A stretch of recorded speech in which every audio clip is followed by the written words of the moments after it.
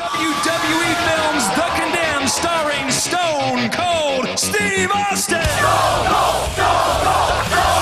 Stone Cold in his first movie, doing what he does best, kicking in your face, its knuckles broken, and you feel every single hit. When Steve looks at the guy and says, "Game on," I know he did that just for me. Damn!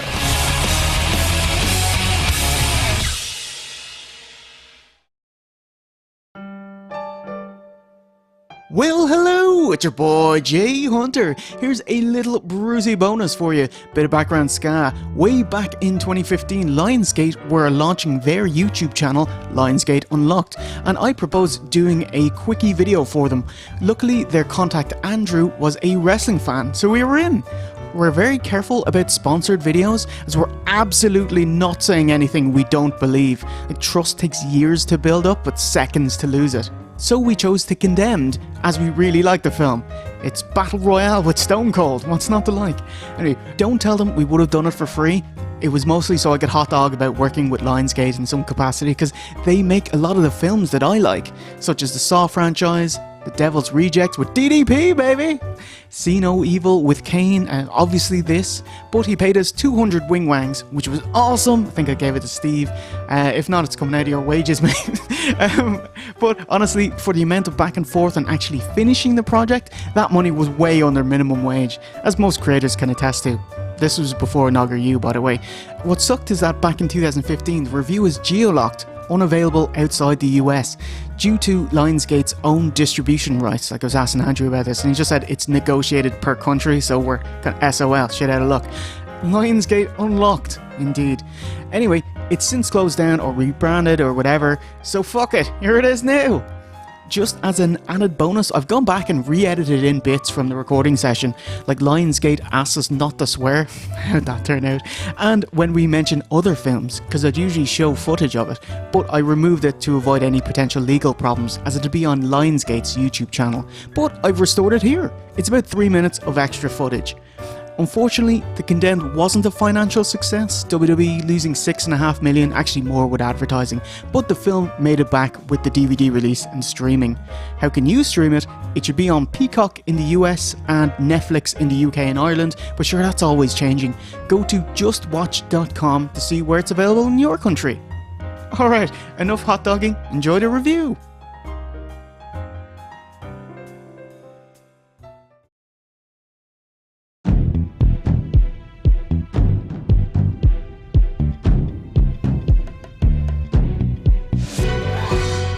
Hello, it's Jay and Steve from OSW Review, bringing you this video exclusively here on Lionsgate Unlocked. Why is this? In May 2014, it was announced that WWE and Lionsgate are partnering up for an action six-pack of movies over the coming years, and with its sequel being one of the six, what better way to kick off than OSW reviewing WWE and Lionsgate's entertaining and overlooked action flick, The Condemned. Well, many ways, but this is what's happening.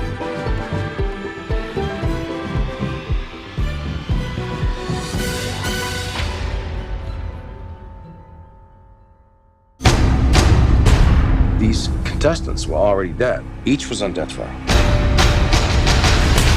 After 30 hours, I'll set the last one left alive free. The Condemned is a 2007 action film starring legitimately the biggest star in wrestling history, Stone Cold Steve Austin, as the lead in his first major film role. Here's the scoop.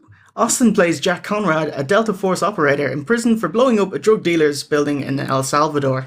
He and 9 other death row inmates are illegally shipped off to an undisclosed island and forced to fight to the death. After 30 hours, the winner gets to go free.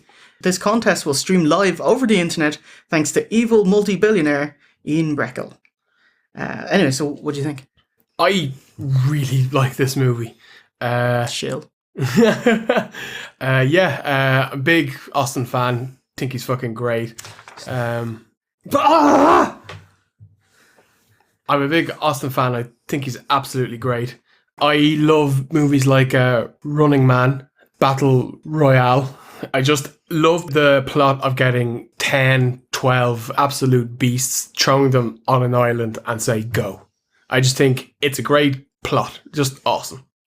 So it's an ensemble cast. Besides Austin, there's 2 main characters. The big boss, The evil producer Ian Breckle, played by Robert Mamone, and mini-boss antagonist, UK's Vinnie Jones, who plays the British SAS bad guy.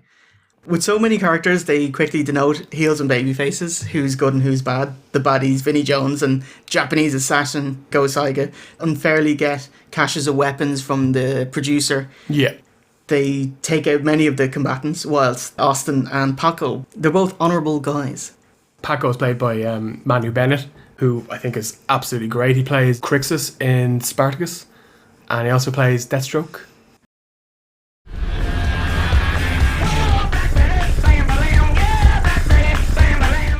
I love the start. There's a helicopter flyby to Black Betty, a cover of Black Betty. It's just like Predator. Yeah. It's awesome.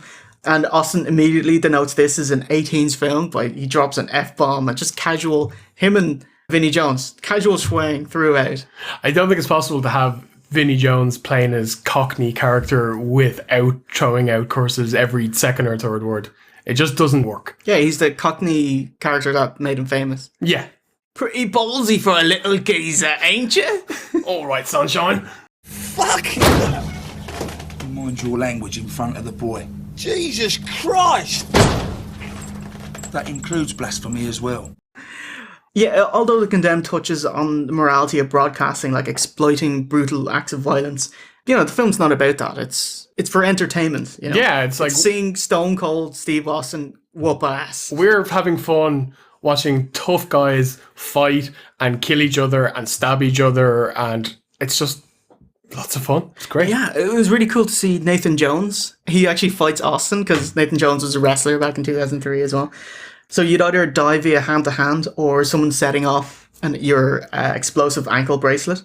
Like, there's a lot of swearing in it, but there's not gratuitous violence. It's more implied. Yeah. Like, they kind of set up what's happening and then pan away for the gruesome act itself. Thought this was an amazing bit.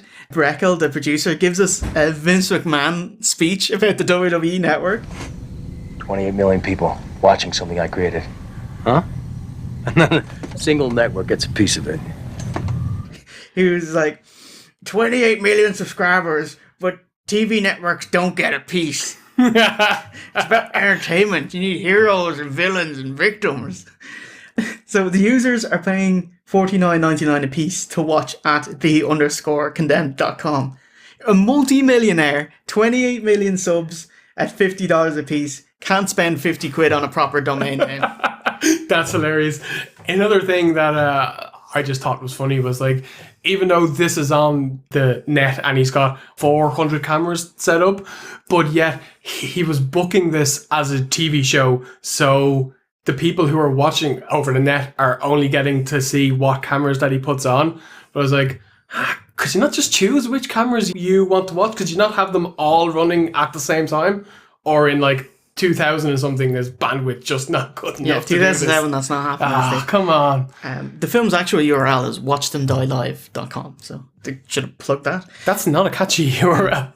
The moral counterweight is shown via a reporter's interview with Breckle, and although the staff are initially all on board with it, after seeing the murders and all the pillaging and stuff, Kevin Dunn and his staff just say, they've had enough. I think that's one of the most hilarious parts, is that, so you're telling me that you were fine with the years of build-up and with paying to get serial killers out of prison, and you're there watching them get their tags on, and everything's fine until the person actually gets killed.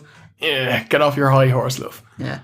Austin shows that he's the good guy by tending to injured Paco, and he tries his best not to kill people until he has to at the end. It's actually cool. It's like Vinnie Jones was actually supposed to play Austin's character until WWE Studios got on board and they switched the worlds around. No. Yeah. Who? Okay, right. Vince gets heels and faces. He's completely right here. It was the absolute right choice. I can't imagine Vinnie Jones playing a good guy. It boggles my mind. So the characters are quite similar. They're both just kind of SAS special ops guys. You know? Although Vinnie Jones loves... SAS is the English Black Ops and US is just Black Ops. Yeah. Let's dance, asshole. Not today. It's gonna be emotional!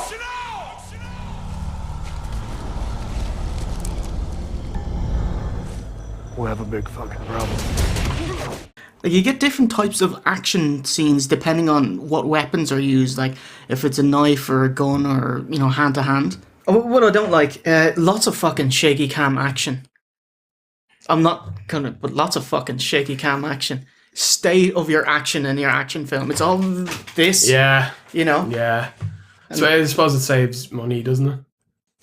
I think it's kind of like Batman Begins, where it's just in tight. You know? Or Transformers, the Michael Bay ones. They're very close cropped, like. Jeez, Austin's character, he takes a nasty bump careening down the rocks and into the water. It's like, oh, Austin, he is huge. He's so thick. Jacked in this movie. Oh my goodness. But then again, he's next to non-wrestlers as well. You know, like Manu Bennett he's actually a lot bigger now than he was then, but like Vinnie Jones is not, you know, he might be tall, but he's not a beast, you know. Kind of piss. And Nathan Jones is kind of jobbed out, so you don't really get to see him go toe to toe much, like.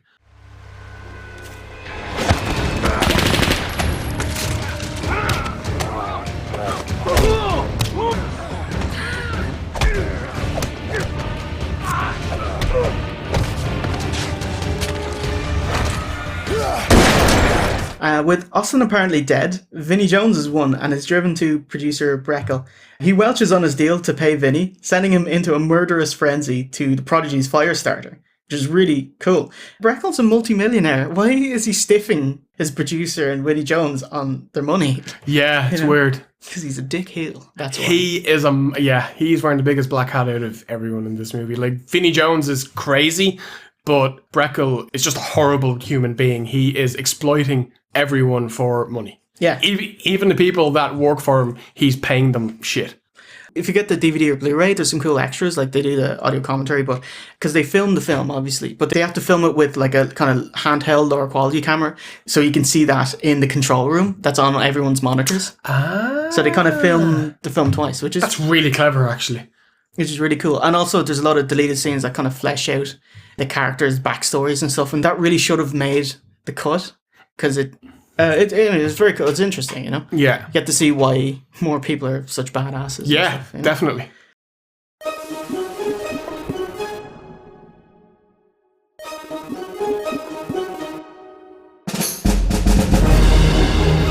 Yeah, so overall, man, it's a fun, gritty action film. Really, like the plot line of it, it's just really cool. It's a cool premise. And it's very easy to watch. So, yeah, go watch it. Yeah, absolutely. I've seen this film about 10 times. I absolutely love it. I bought it on Blu-ray. I also have it on DVD somewhere as well. It's just one of those films, you know? Awesome. So this has been an OSW review of The Condemned for Lionsgate Unlocked. So it's a goodbye from Steve. Take a boot. And myself, Jay Hunter. And remember, the winner is you. That was good. Good stuff. That was fine. I only cursed once now. What's shit? Twice. Bullshit.